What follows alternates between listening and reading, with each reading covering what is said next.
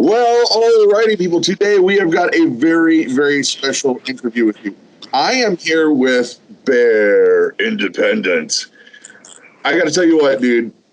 Bear is a survivalist. He's a prepper. He's a rock star, and he has got a lot of information we really need to pay attention to. And I wanted to bring him to this crowd so that you guys can see, okay, because we've been talking about preparedness. Prepper Monday, we've been kind of toeing the water, starting to get people to understand, well, this stuff is important, and it's headed our way.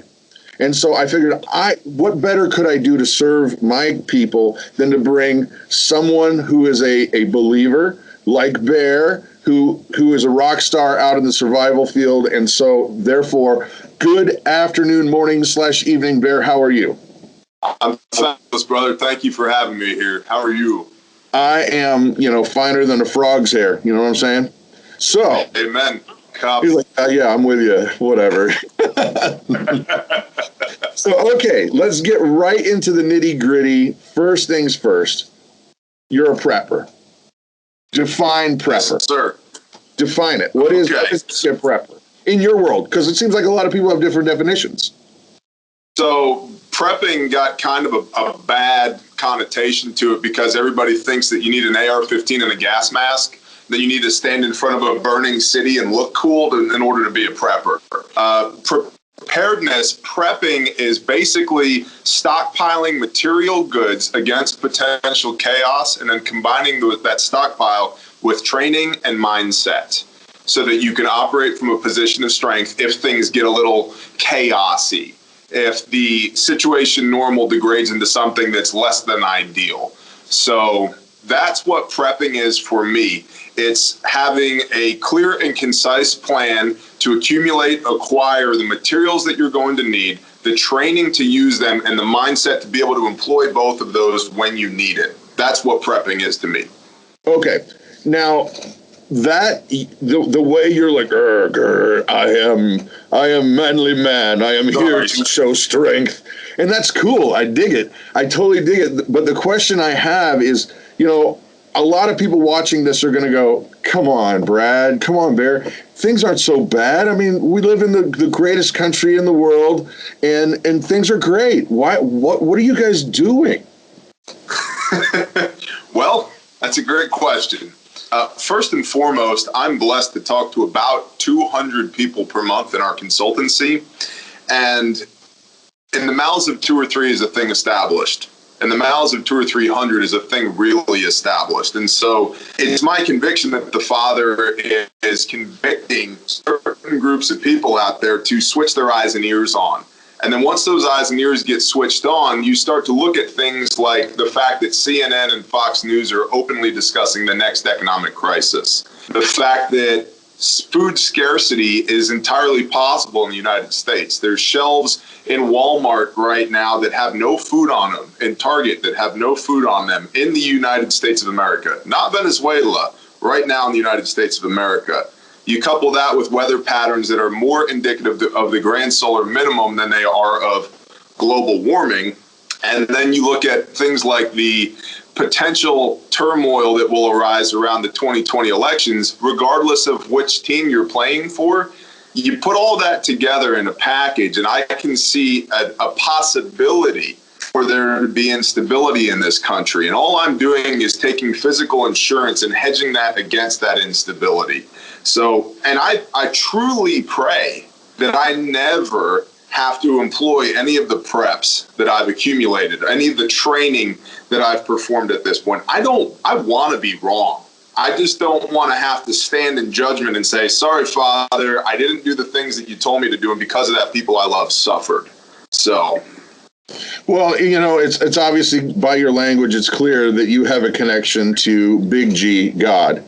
And therefore, I got to ask the question, man, because I know what it is for me, and I can answer this question. But as a believer, you're saying that you're going to try and take all this control and mash it into one thing where you're going to do this and I'm going to do that. And so wherein lies the faith in God? Where's that, man? So we get that question often. Thank you for bringing that up. First and foremost, by the time of Abraham, in the very beginning of the Old Testament, the world was on its third famine. 3 by the time of Abraham. We look at the story of Joseph, 7 years of fat, 7 years of lean, where they were encouraged, Joseph was encouraged to lead Pharaoh in stockpiling grain, and eventually he took over that job. You get to the end of that famine, it started with people were trading vegetables for grain. Then it turned into livestock for grain, then property for grain, then human beings for grain. People were signing their lives away for a period of indentured servitude just to have grain to eat. So that's Old Testament. Then you can look at the New Testament as far as the parable of the 10 virgins. Half had oil in their lamps, half didn't. And when the bride arrives, and we all know the relationship, or we should know the relationship between the bride and the bridegroom. When the bridegroom arrives, 10 or 5 of those virgins are unprepared. And they ask the other 5, hey, give us some oil so we can light our lamps as well. And the response is, no, you should have been ready. We can also look at 1 Timothy 5:8. He who does not work has denied the faith and is worse than an unbeliever. And so when the Father puts a conviction on me to stockpile food and to have resources, I hear from a lot of people, well, my Father in heaven will provide for me. I don't doubt that for a moment. But I think that what happens is that argument negates or does not consider that maybe the way that the Father provides for you is by convicting somebody like me to stockpile food. That's the interplay there. And so I can't make anybody else be convicted, nor do I want to be. But if the Father taps me on the shoulder and says, hey, listen here, son, I need you to do this, I'm going to do it. And that might be the thing that saves another believer's life because I had the conviction to stockpile food. So... That's awesome. Now, I feel a sense of urgency. About 6 years ago, it was like somebody turned a switch off in my brain, or on rather, and all of a sudden it was like, holy smokes, I don't have any way to provide for my family. I got to do something. Do you feel like there's something looming, or do you feel like it's just, well, it's what we should do from a biblical standpoint? Both. I think that there is an acceleration. That's the best word that I can come up with.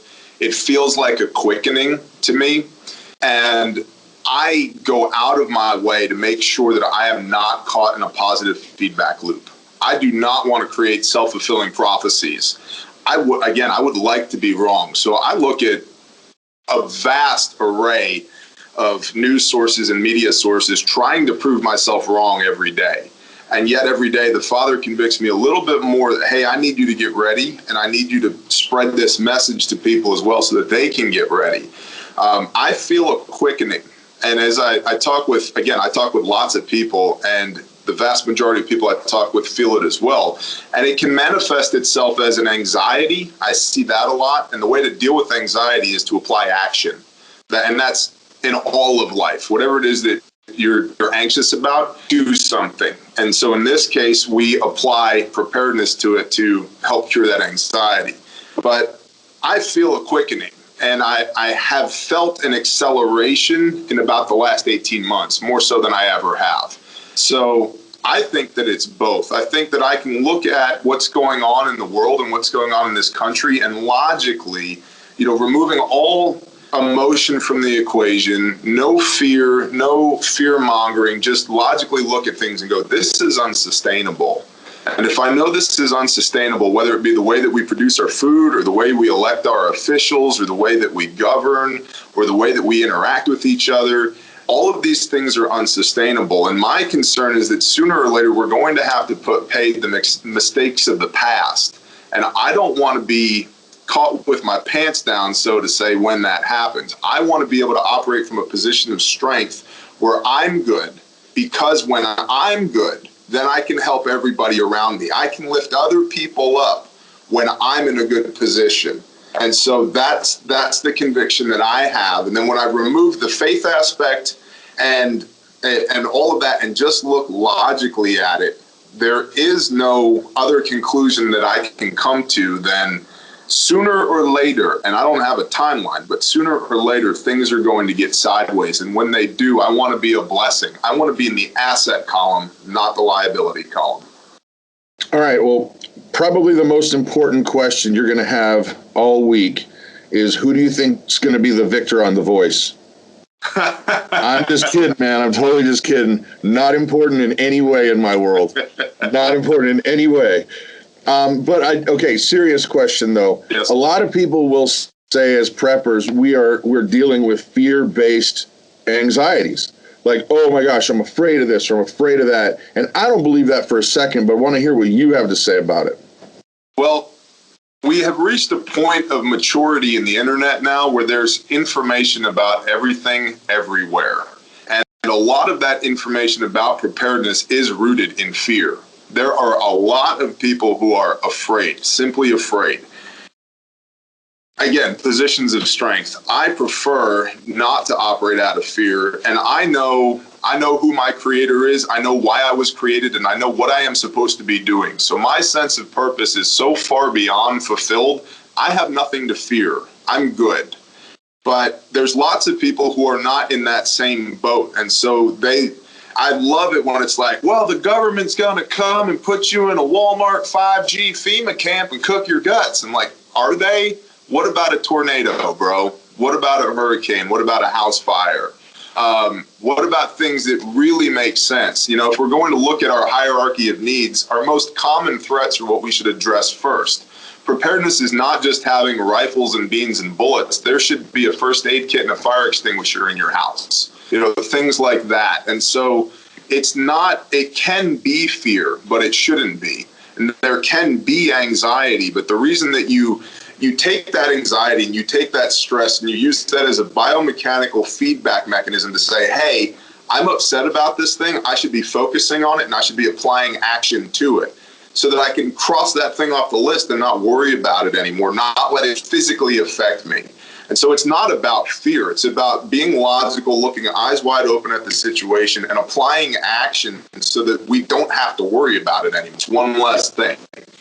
You know, it's interesting that you brought up the FEMA camp, the Walmart FEMA camp thing, because about 5 years ago, when that was a big thing online, and Dabu, whatever his name is, online, he had his drones out and they were filming this Walmart. And the funny thing is that Walmart was directly next to a guitar center in Cincinnati that I go to all the time. And I was like, wait a minute, ever since I've been living here, that place has been closed.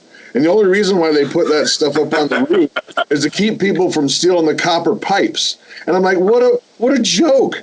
Because it's like, dude, there's plenty of other reasons why we should be getting prepared, not fake made up ones. So, question for you. And I asked this of Pastor Joe Fox from the Viking Preparedness Channel before, and I want to see what you have to say. When it's all done, when you have passed away and you are standing before your holy creator, what do you want to hear him say to you? Well done, good and faithful servant. That's it. Well done, good and faithful servant. You didn't leave anything, you left it all on the field. You did everything that I asked you to do to the best of your ability, knowing that you're broken, knowing that you can't be perfect. You didn't abuse my grace. You heeded my warnings. You did the convictions of your heart, and you saved lives. That's what I want to hear. Praise God, man. Okay, so as we're kind of wrapping up here, how can people get in touch with you? What are the services that you offer? And please, people, go over and subscribe. I'll tell you what, here's the deal I'm going to make you today, people. If you go over to Bear Independence channel and you hit that subscribe button and you say, Brad, he's just not for me, I'll tell you what, double your money back guarantee. I'll take care of that fee. So if you don't like it, you're going to get double what you had to pay to get in there. So tell us how they can get in touch with you, subscribe, the whole nine. That's very generous of you for that offer. Thank you. Coupon code Brad. Brad. I love that. BearIndependent.com and YouTube. And come see us there first. We have a Patreon page, but come see us at YouTube first. We do a good bit of exclusive content, about 24 pieces per month on Patreon, but we do 20 pieces per month for YouTube, including Old and New Testament Bible readings, Tactical Tuesday live streams where we do basically a 2-hour preparedness Q&A, question and answer. And then I've just started a couple of different series here on YouTube. One is the Prepper Classroom, where I'm taking these broad concepts and whiteboarding them and breaking them down for brand new preppers. And the other one is showcasing lessons from a hurricane. We've deployed twice now to Panama City, Florida, with our 501c3 Grindstone Ministries to go help Americans who are living under blue FEMA tarps because there's no money for recovery. There's nothing. So we're going and feeding people and clothing people and building houses and all of that. And so a lot of the takeaways, I'm doing a 12-part episode series on that's also posting at YouTube right now. And so you can, if you're interested in supporting the missions monetarily, or just being a hand and feeding Messiah, donating your time, you can go to bearindependent.com/missions, and we have Arkansas, Oklahoma, working on Nebraska, and Florida currently going right now as far as relief missions, taking the place of the government doing a poor job of serving its citizenry, and we actually showing up and loving on our neighbors and meeting them where they are at, just as we're instructed to do by our Messiah. So praise God. And in all that, I'm not sure you mentioned the YouTube page, but it's very independent. So listen, folks, go on over. You're not going to regret it. And I'll tell you what, he's got a gold mine of information. And I'm not exaggerating that, because there's so much that we need to learn. And honestly, I believe God is drawing those who he is calling to a better knowledge and laser focus of where we're headed. And I believe he's using you specifically. And so for that, I say thank you, and I'm glad to know you, and I'm glad to be able to try and help out. Bless you, brother. Thank you. All right. With that, we're going to say goodbye. Thank you, Bear Independent. You have an amazing and blessed day, brother. You too. Shalom, brother. Shalom.